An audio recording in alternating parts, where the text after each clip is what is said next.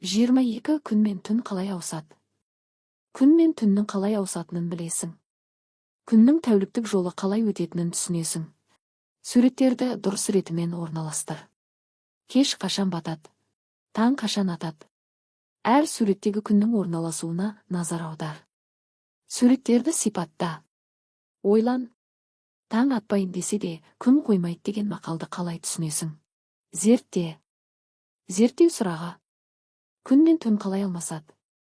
Зерттеу әдісі, эксперимент. Құралдар, глобус, үстел шамы, стикер. Жоспары. Глобустан тұрғылықты жеріңді анықтап стикер жапсыр. Үстел шамының жарығын глобусқа бағытта. Стикер жапсырылған тұсты бақыла. Бұл жерге жарық түсті ме? Стикерге жарықтың түсуін немесе түспеуін бақылай отырып, глобусты толық бір айналдыр. Нәтижесін тірке. Қорытынды жаса. Негізгі мәтін. Жер өз осымен айналған кезде күнге біресе бір жағымен, біресе екінші жағымен бұрылып отырады. Жарық түскен бөлігінде күндіз болады. Қарама-қарсы жақта түн болады. Жер айналада түн күнмен алмасады. Сен білесің бе? Жер осы жер шарының полюстерін ойша қосатын сызық. Жер осы ойша сызылған осын айнала қозғалады.